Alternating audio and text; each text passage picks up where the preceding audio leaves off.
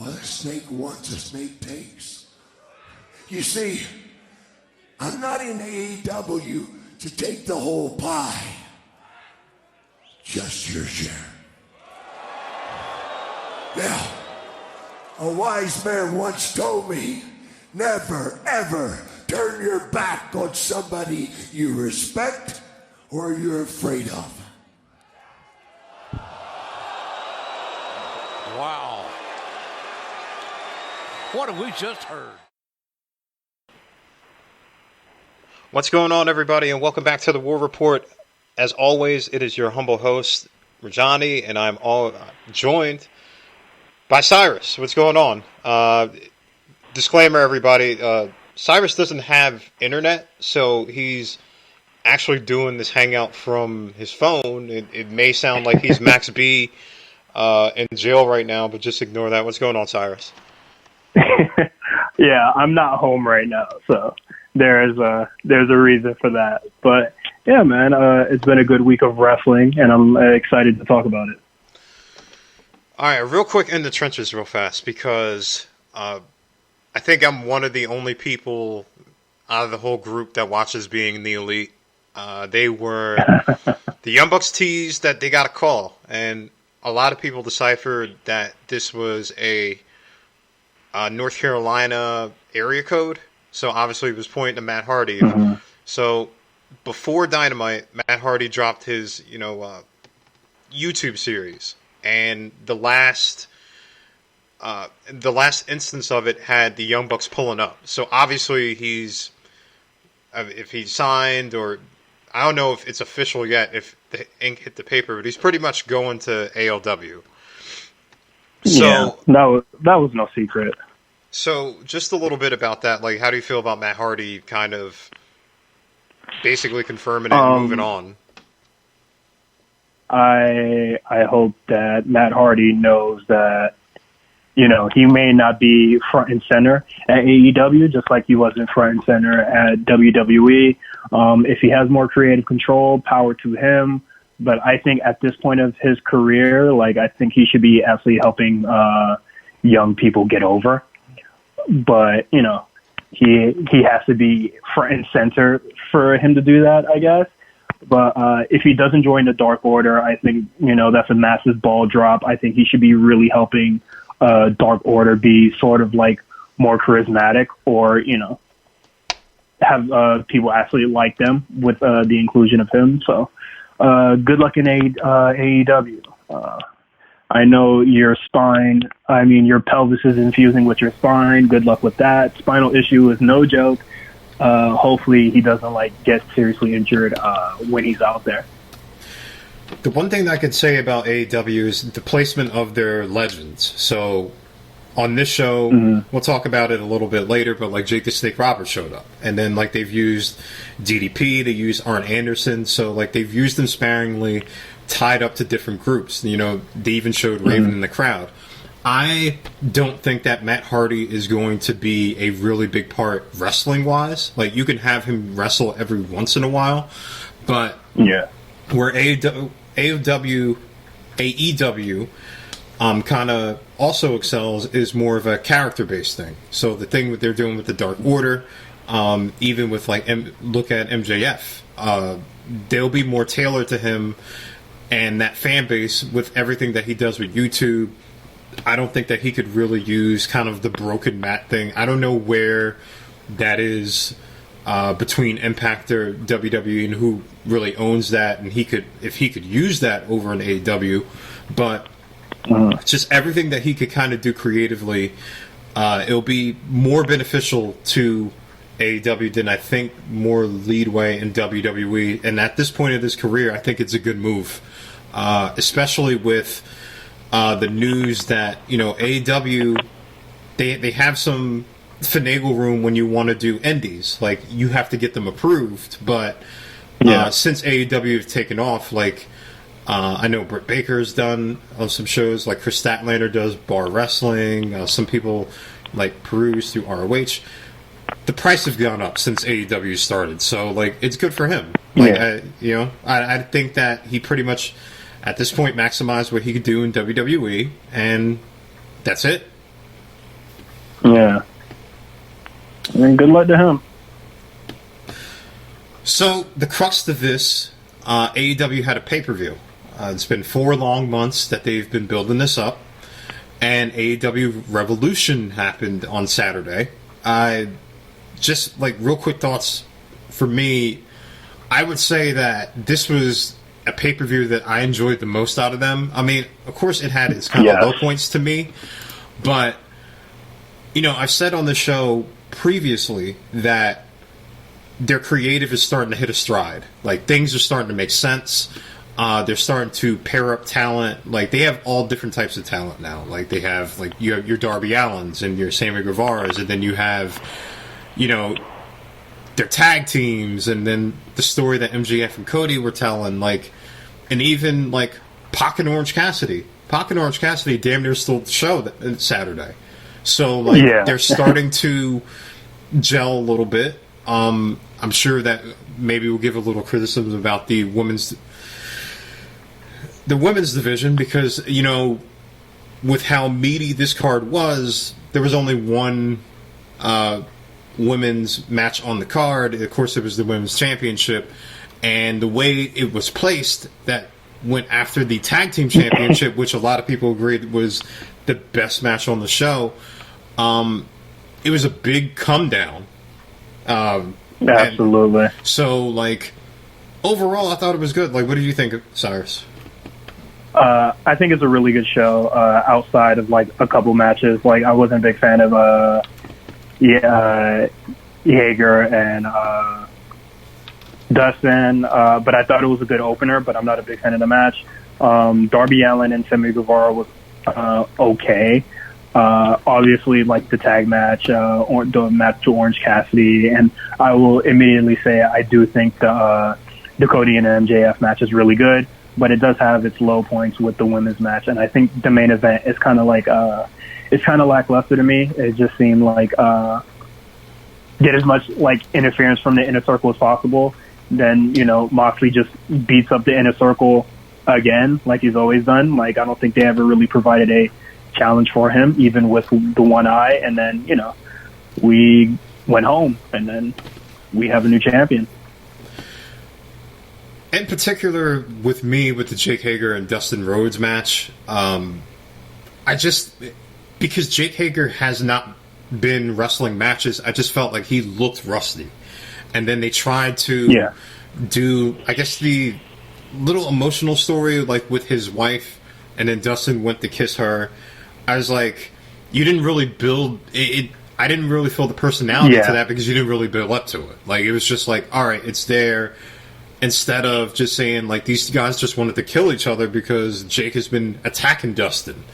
You know what I mean? Another match that kind of really caught me by surprise was Darby Allin and Sammy Guevara. They really worked. I thought they really worked well together. A thing about Darby Allin's style, there was a point in the match where he did a botch where he was like jumping to the outside and kind of missed Sammy Guevara. But the thing with his style and how it seems like with his recklessness, you can cover up those botches if they do occur and tell them into the story of the match. And then that 630 senton, that was crazy. Sammy Guevara. Yeah, that was really nice. Let's talk about this tag team match, because, I mean, the one thing... Listen, the one thing that the Elite can do within a match is tell a damn story. I will give hats off to them. I think a lot of people said that they thought that this was like the best tag match ever, and like I'll just say for me that like I can't reference a lot of tag matches. So like while I think that it was AEW's best tag match by far in their history, I don't think that I could really call it the best tag match of all time. You know what I mean? Like I would have. For me, like I remember a lot of like the WWE ladder matches and maybe some ROH matches and maybe some matches overseas, but I can't really reference. I can't just like point to this and be like, you know what, this one was great. Like, what did you think about the match and kind of the story that they told? Because like it really got Hangman Page over. Like Yes, the Reclamation project that they've done with him is tremendous. It's complete. Yeah, they did the damn thing. Outside of the match, generally being really good. Outside, the usual, the Young Buck stuff with like Matt still selling his back for 3 years and stuff like that. Like, they finally did the like. You know how the Bucks kind of like, they were like reluctant about like hitting Kenny in the matches? They finally got over that hump, and I'm so glad that they finally like, no, Kenny is the enemy at this time. Like Kenny is not our friend. So, he's our opponent in this match, and I'm finally glad that it finally got to that point, so we don't get like the weird sentimental stuff like we saw with the Bucks versus the Golden Lovers, or just, any tag match that features them. But yeah, I think just outside of that, man, just the Hangman Page project, just working out amazingly well is fantastic to me. Like, the Bucks getting booed and them cheering Hangman Page and Kenny, that really blew me out the water, man. I was singing my high praises for Hangman Page. Definitely wasn't a big fan of him. I liked a lot of his stuff in this past G1, but I think his stuff in this tag team, like, the Elite gave him the world, and they capitalized really well on this. I'm really praises, and the stock is super high for Hangman Page, man. I thought that the tease was interesting too, because I think we've talked about this before, where Hangman Page is eventually going to turn on Kenny, and I like the touch that Matt Jackson is yelling at Nick, basically saying like, "Do it, like let's go for it," and then they do the Meltzer driver with Hangman Page on the outside on the damn ramp. You know what I mean? Like they started evil. They started leaning into being heels, which is pretty good. I don't think that this is over yet. I still think that this is going to lead to Hangman Page getting really headstrong and costing them the tag team titles. But Hangman and Matt still have an axe to grind with each other. So I think basically like what they foreshadowed on Dynamite this week, they're probably going to have a singles match, like guaranteed, especially with the rumors that with Kenny Omega and him possibly sustaining a broken hand in this match. I don't know how that's going to play out. Well, we've seen people wrestle with a broken hand before, but, I think this will be a good way to see if Hangman Page is still over without Kenny by his side. This is it was a really nice match. I do like the tease that they did. Man, just really good stuff all around. Hopefully Kenny recovers soon. So it's not weird that we're getting that singles matches from Page and not really getting tag matches, because they do have to defend it at some point. So speedy recovery, Kenny. But I'm excited to see Hangman Page versus the Bucks. Like keep it going. How about that Pac and Orange Cassidy match? I know everybody was waiting to see Orange Cassidy do something, and he did in this match. All credit to Pac too. He really sold for him. He played into almost the comedy picture that Orange Cassidy has, but Orange Cassidy can wrestle, and this match was a perfect picture of two men working off each other. The thing that was a little weird to me is the Best Friends and Lucha Brothers kind of finish in the end. I mean, I know that they were building up for for Dynamite, and we'll talk about the new group in a little bit, but I thought that Pac and Orange Cassidy was just kind of good on its own. Yeah, I've seen Orange Cassidy matches before. If you ever seen GCW shows, I think Pac leaning into the oh snap, he can actually he can actually do some stuff that isn't the weird kicks and being very lazy. and just the typical stuff. I'm glad that people got to see Orange Cassidy work. I don't think it's to his detriment. Like, I don't think this gimmick is going to get old as much as I thought it would.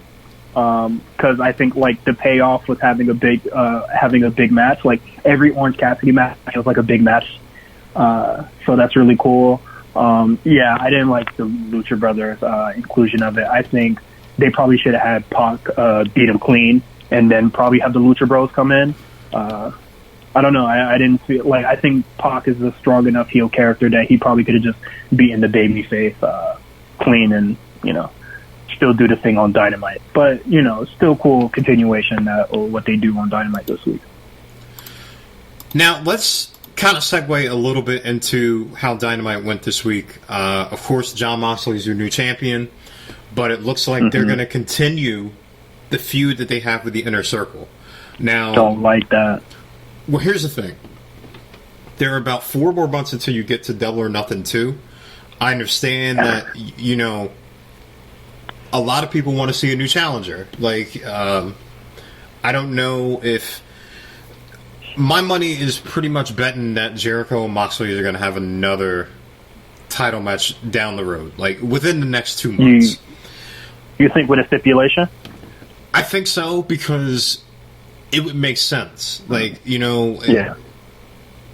If you're going to have a big money rematch like that, and the fact that both of these men going into it were undefeated in singles matches, and Moxley was the first person to beat Jericho, there has to be a stipulation to kind of up that instead of that being a regular match, because it will just be Moxley versus the Inner Circle again. Like, it'll be like Moxley beating up Jericho and then him beating up 4 other people. That's where I think... Again. Yeah, that's where I think, and I can't believe this name that, Blood and Guts, and the cage match is going to come into play.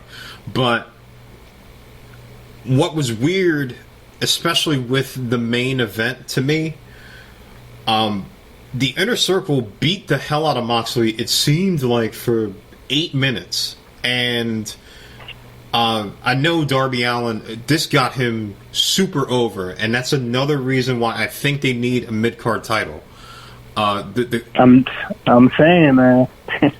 Like, for the Darby Allins and, maybe the Jake Hagers, something for, the mid-card guys to strive for until you're ready to move them up to the AEW Championship. I know... Basically, like the Inner Circle are going rogue. Like Sammy lost, Jericho lost. What do you think? How do you feel about Moxley and the Inner Circle continuing this feud?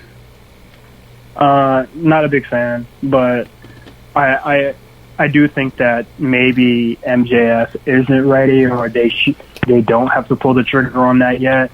But I think the gift of AEW actually doing big title matches on TV, maybe at some point we do get the Jericho and Moxley rematch, but it will be on Dynamite, and then when we're halfway towards another pay-per-view, maybe MJF does step up. But right now, I'm not a big fan of the whole Inner Circle and Jon Moxley continuing, because Jon Moxley has literally beat most of them up. Well, all of them up with one eye. If we're just gonna, it just doesn't make sense to me. Like, if he could beat you in one eye, what makes you think you could beat him with 2? But it is what it is. How do you feel about Colt Cabana coming into AEW? I'm not a fan of Colt Cabana, but I'm glad he's not in ROH. I mean, that Colt Cabana SCU and Dark Order match was okay. Like, it was like, it went 10 minutes. Is the best thing. That's the best thing I can say about it. It was A-okay. It was alright. Was I a little disappointed that, the Exalted one wasn't shown? A little bit. But then again, you have so long until Double or Nothing 2, and I really think that they're building up the Dark Order to be, like, go after the tag title soon. You can't really burn that right now. You know what I mean? Like, you have to kind of build up, and I think as SCU beats the Dark Order again, Colt Cabana, they're going to, in their desperation, that's when the Exalted One will come. Presumably Matt Hardy. It could be, Christopher Daniels still. Could be, Brody Lee. You never know. I don't... I heard some interesting theories about Brody Lee, but I hope he isn't in the Dark Order. I think him being managed by Jake the Snake Roberts will probably be very interesting. But, man, it's easy as... honestly, any new addition to the Dark Order will improve it sevenfold. So I think the Dark Order is... I think they're really starting to get away from, the weird, what was it? The New Year's Eve show that kind of, like, tainted them. Yeah. To go off your point, let's talk about Jake Roberts' promo.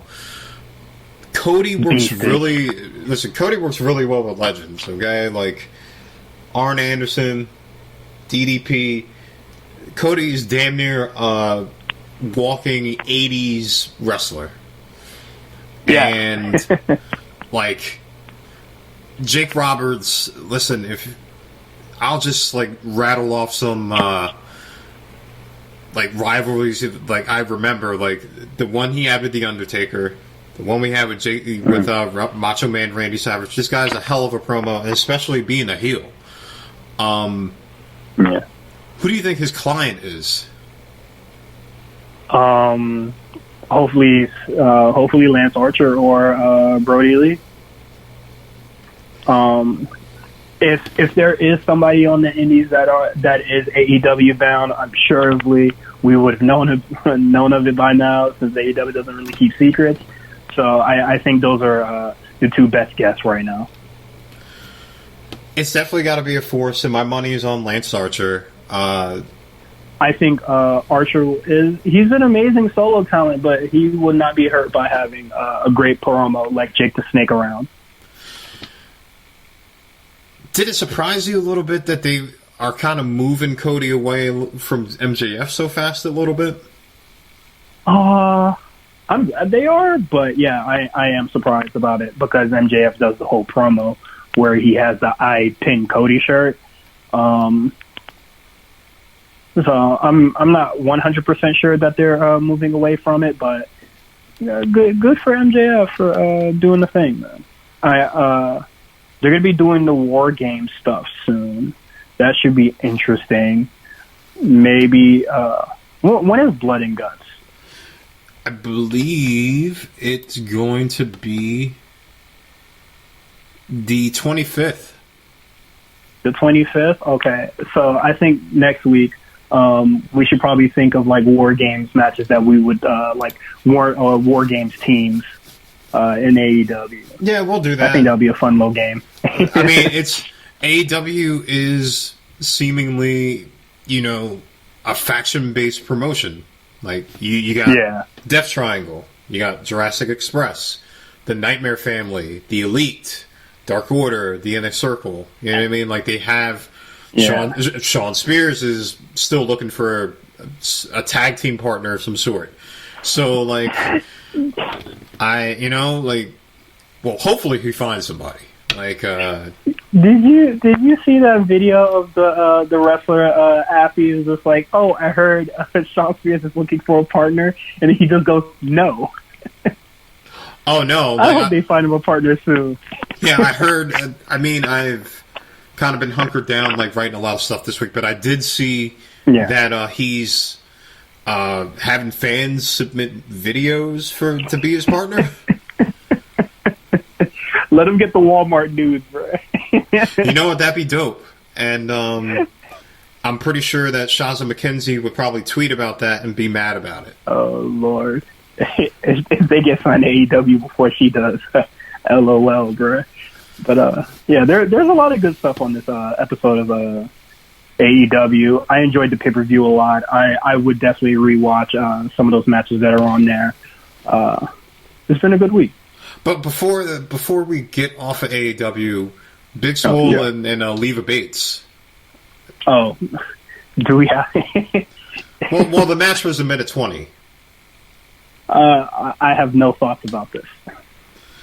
My final thoughts about it is that I thought Britt Baker was kind of funny on commentary, and that's the end of that. That's all I got for that. What do you think about the Death Triangle? They've been tagging a lot, so I'm not surprised that they're making the team official. I think this would, if they wanted to do a trios tournament, they could definitely do it now. That'd be sick. And I think the name is cool. Yeah, I think that Kenny Omega did a interview saying that they were looking into doing G1 style tournaments. So if everybody loves tournaments. Yeah, so if you wanted to, like you said, like if you want to do a trios tournament, like AEW definitely has the factions for it. So why not go for it? You know. Mm-hmm. Let's talk about NXT. Good show. Very a big step up from last week. Better show. I thought it was better.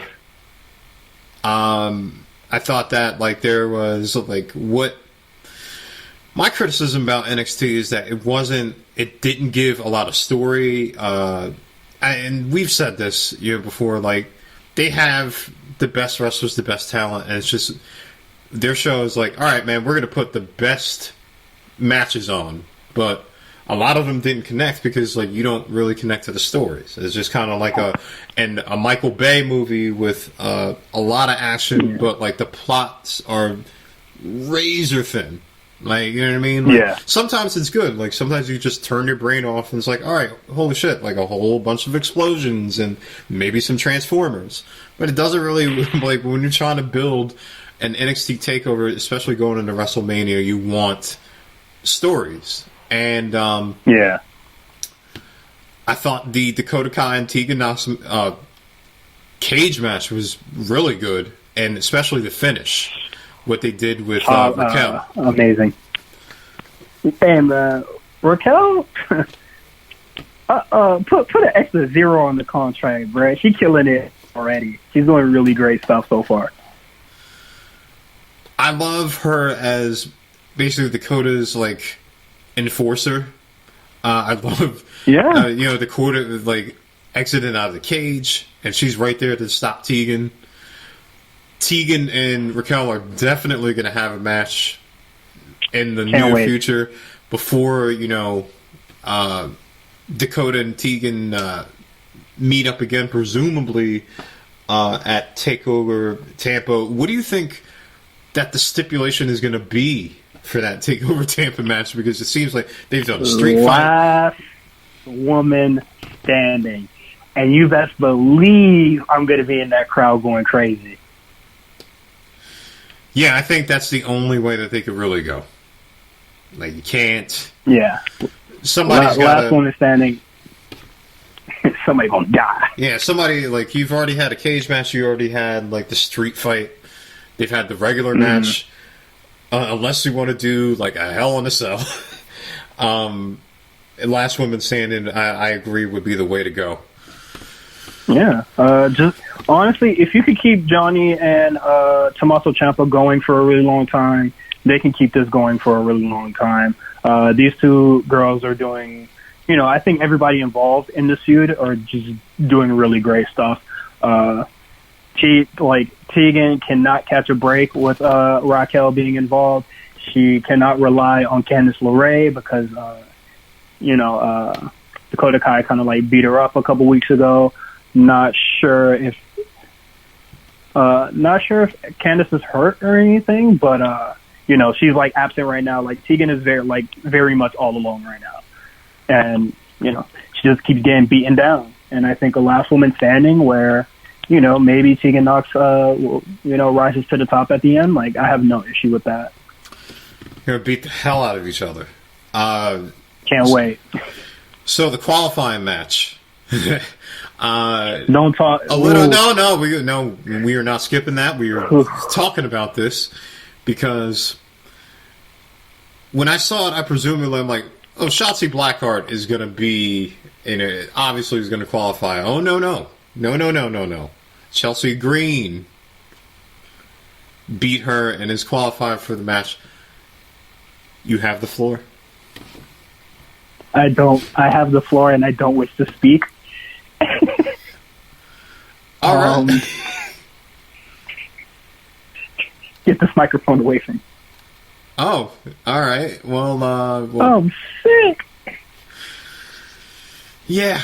So, Chelsea, I know your feelings on Chelsea Green, okay?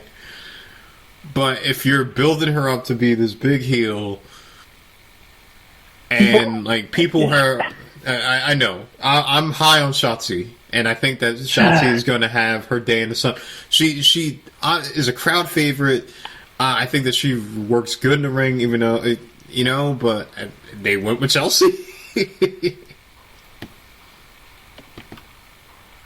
I don't get it. But hey man, next match, NXT, you got it, bro. Let's talk about that Johnny Gargano promo. Everybody who wanted Mauro to get his comeuppance got their wish here. This was a really good promo from Johnny Gargano, man. I think he's really showing, he can cut a promo, man, and proving a lot of people wrong that he says, he's kind of like a one-dimensional talent of some sort. Like, this man Johnny Gargano is insane. But, he really went crazy in the promo here. I think that's he's on a trend of really good promos here, like with, the promo against Finn Balor, and this one was really good as well. This got me back on the side of seeing the feud again. When Johnny Gargano... Okay, sure. Well, I mean, I'm still cautious. Like, I'm like, all right, what can they really do? But given that the next show is at the PC, it's not at Full Sail next week. Yeah. Just a little programming note. I think that they could do something here. When Johnny Gargano does these passionate promos, that's when he's best. I'm sure next week they are going to beat the hell out of each other with everybody breaking them up. But this was good stuff. This was some of the best on the show, I thought. Again, interjecting with that story, what we need. Two up-and-comers that happened, Austin Theory and Isaiah Scott, they worked their asses off in this match. This match went hard.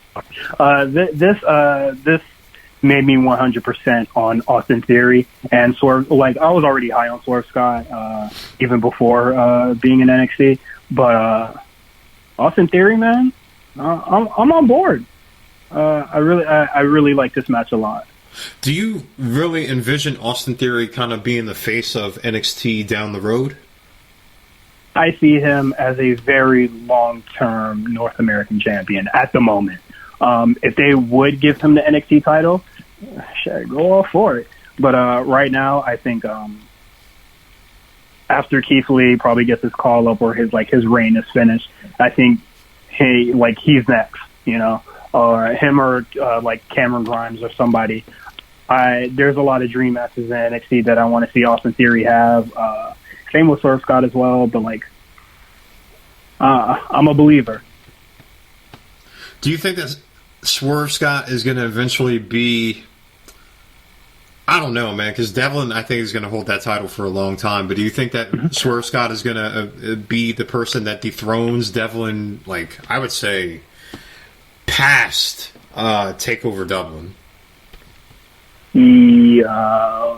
Leo Rush is finished. Angel Garza got called up. Who else is there? There's Kushida, but he doesn't challenge for the... Yeah, right now, in my eyes, he's the only person. I haven't been watching 205 Live lately, or ever, so I'm not sure who would be on top over there currently. So, shit, Isaiah Swerve Scott, he's the only dude I know right now. So, yeah, maybe. Remember how we talk as each week? How we talk about Cameron Grimes, and like we're like, what are they going to do with him? Like this, he's just he's a really good guy, but he's got the big hat. Well, next week he's got a title shot against Keith Lee. Rest in peace, brother.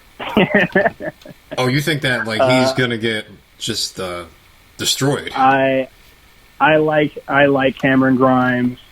Like I said before, I really like Cameron Grimes. I do see him as a future North American champion.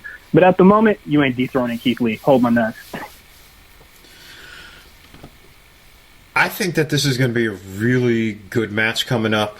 I'm a big fan of watching Keith Lee work against kind of like smaller guys because, like if you've seen the matches with him and Roderick Strong, like they just work really well together. Cameron Grimes, I know like when people are like, all right, what is he doing? Like he's lost a lot, but I think him working with Keith and then working together, Keith is going to get him over. Like, you know what I mean? Yeah. Like, even though Cameron is going to lose, I think that we both can agree that's going to happen. He's going to lose in a way where he comes out looking strong. Yeah, absolutely. Also, you know, this isn't AEW where, like, you know, wins and losses really, they kind of don't matter. All you have to really do is, you know, irritate the champion or give a really passionate promo that moves, you know, kind of the face champion, and then you get your match. Like, it's not rocket science, guys. Like, if Keith Lee wants to have the match, he can have it.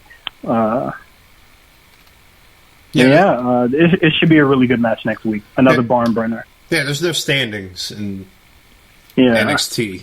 I don't think they'll ever adopt, and they don't need to. Tag teams. So, you got the Bruiserweights fighting against Undisputed Era next week, but there's a third tag team in there that wants to stake their claim, and that's the Grizzled Young Veterans. I love that they are more featured over in NXT more. I think they've done everything they could in NXT UK.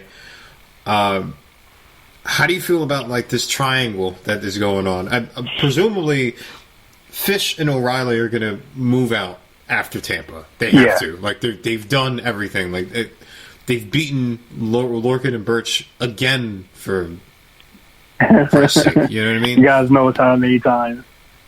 So, I mean, I would presume that, you know, the Bruiserweights are going to, you know, prevail next week. And it's going to be the Bruiserweights and the Grizzled Young Veterans in Tampa.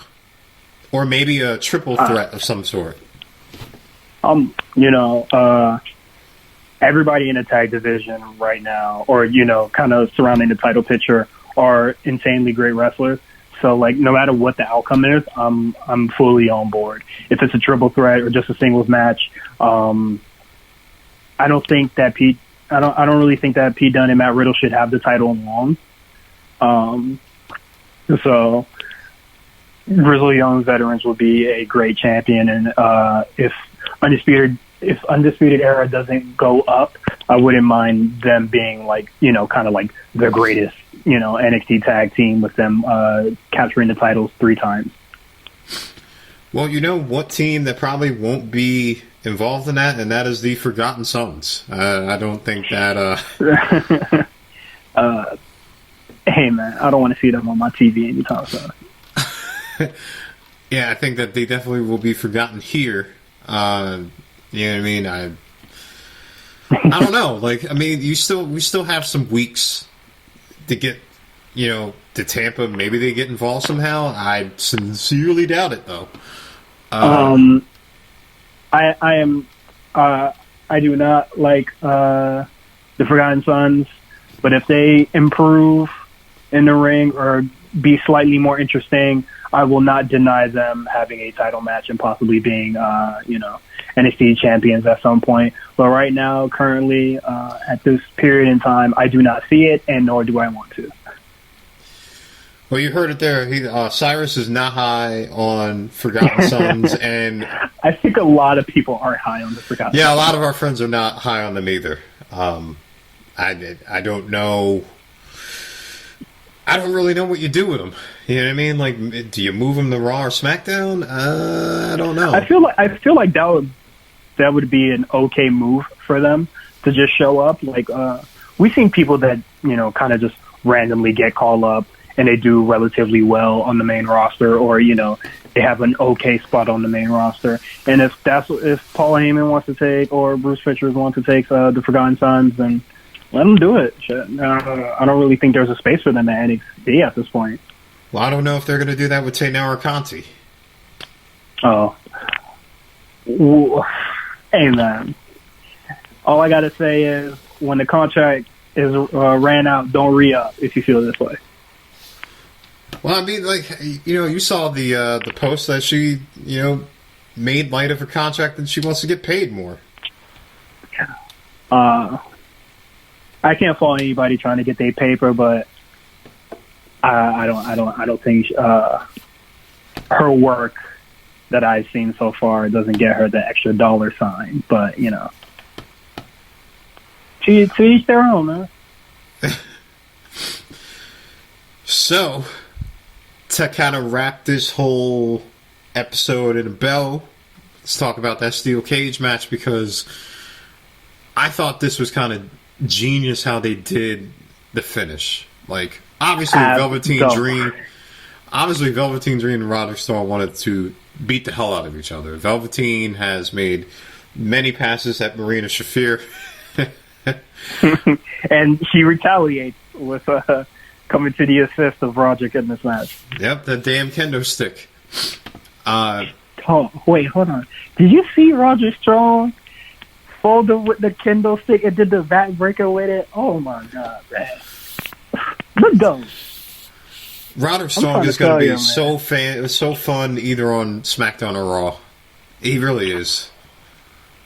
He's different, man. Well, I mean, wouldn't you if, like, some dude had a picture of your kid and your wife on his trunks? You gotta kill him, bro. I mean, I feel like that's the only way you go about it. But yeah, man, Roderick Strong's a really great wrestler, man. I like his work, man. Yeah, I mean, even Dream even did the Stronghold. Like, you know what I mean? Like, that was hard. Now, Dream, like, I think we hinted at this also. I was a little like, are they really going to pull the trigger on this? I'm hoping they pull the trigger on this. Dream let Roderick Strong go and locked himself in the cage with Adam Cole and beat the hell out of Adam Cole. So it looks like for Tampa... Oh, go ahead. Sorry. Now, for Tampa, you're going to get Velveteen Dream versus Adam Cole. I think it's time for them to pull the trigger on it, man. Velveteen didn't have like the best debut, coming back into the ring, obviously with ring rust and stuff. But I think this match certainly makes up for it. Like, even though he loses, like we said earlier, like wins and losses don't matter. You just have to really agitate the champion, or give a passionate promo, and then you got it. And I think we said it already, but the finish was just pure genius. And if you're thinking in your mind that, but he lost, why does he get a championship? You're not watching it right. Listen, man, I was racking my brain to see who would be the person to challenge Adam Cole, and almost every big person that they have, every big face they have, has a match already for Tampa. Yeah. So why not Velveteen Dream? I think he's ready. It wouldn't have been a good thing to kind of have him go for the North American Championship again. He already did that. I think that it's time, man. Like, Velveteen Dream has been in NXT for, I think, 2 years. So, like, I think that he gets his time. Velveteen has been there for 2 years, but Patrick Clark has been there forever, for a very long time. And I think pulling the trigger on this would, put just a nice, bow on his career, or just a nice accolade to put under his belt. He's an amazing talent, and I think the match at TakeOver is going to be absolutely insane. And if the Undisputed Era does move up, I don't see the point of Adam Cole winning and then, like, you know, vacating like he's Oscar or something. No, I think Adam does the deed. You know, that crowd in Tampa, I think, is going to erupt with Velveteen Dream, and plus his character can do so much with that NXT title. Adam Cole has done so much service to that title. Everything that he's done, especially with, you know, War Games Gargano. and Gargano, like the Royal Rumble, like everything. It's time for the Undisputed Era, who's been there for 3 years, to move on and make an impact somewhere else, either on Raw or SmackDown. Presumably for me, I think SmackDown. SmackDown needs a shot in the arm. And I don't think that you know, Goldberg is going to be there after WrestleMania. So if Roman Reigns wins, he needs some challenges coming up. Okay, I don't think Adam Cole is going straight to the title picture. I think I think, you know, Adam Cole could definitely float around the IC title scene. Like, I'm not concerned with, you know, oh, he's too small, blah blah blah. Like, I don't really care. Daniel Bryan's like the greatest wrestler of all time.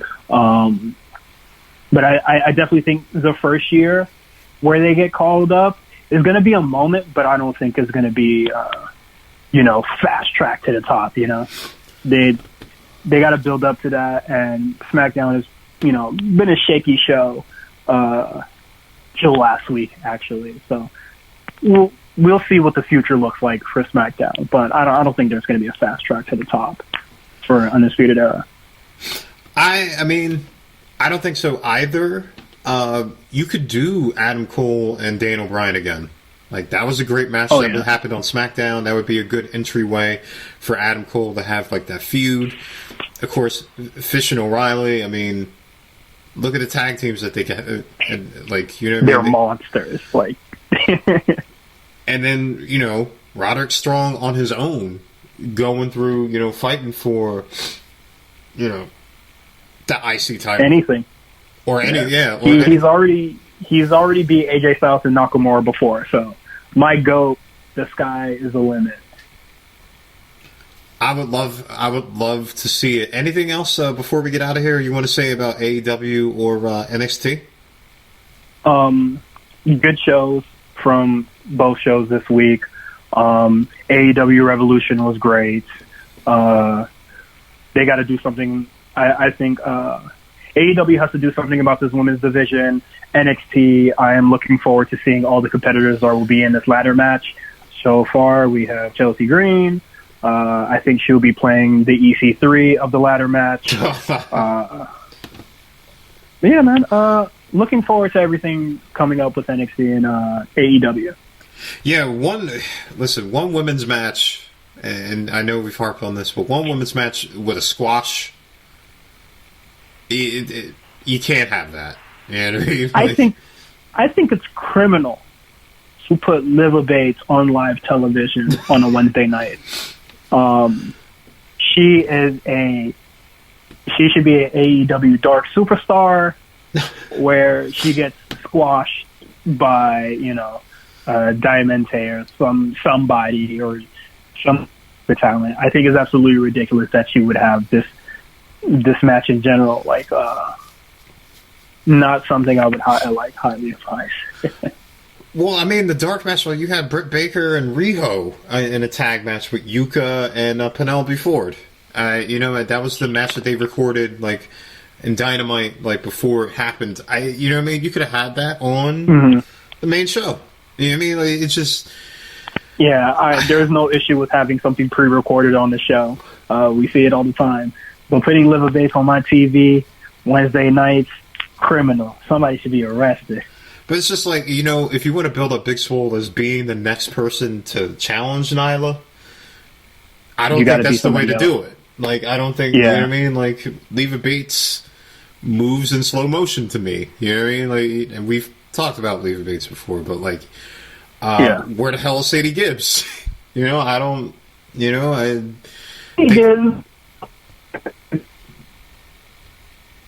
doing walking handstands. Like, she said that she's moving to Georgia, Atlanta in March. It's March.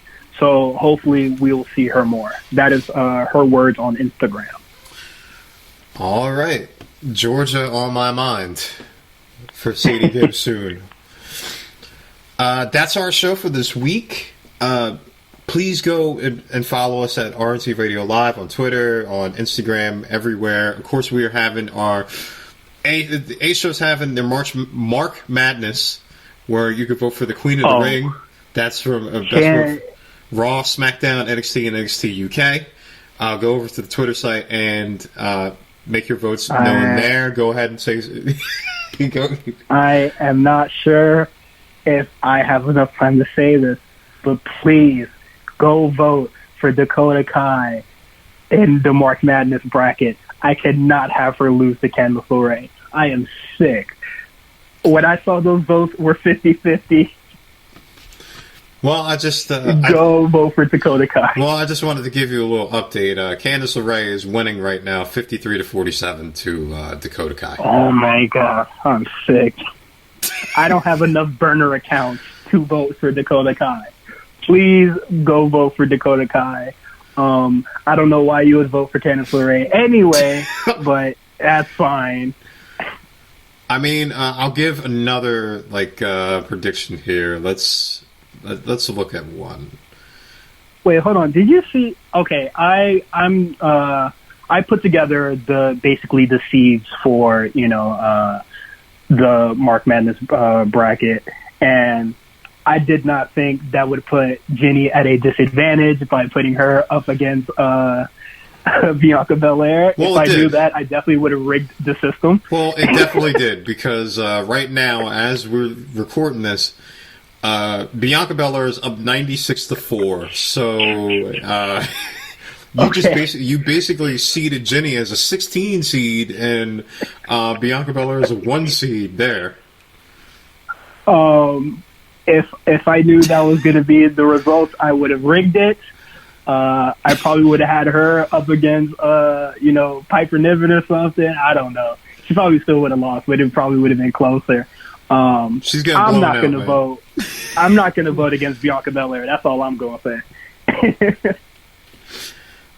Yeah. Ah, man, there's... Not to give any spoilers anymore, but there are a lot of blowouts here. So I mean, it's gonna get tougher as we get into I guess round 2. But the way you see it,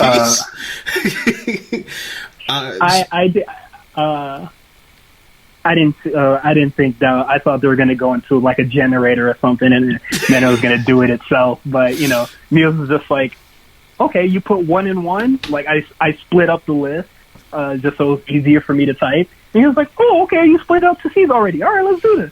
I'm like, all right. This is evil, bro.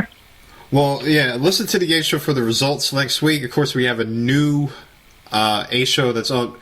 They are joined by Armand. They talk about Goldberg.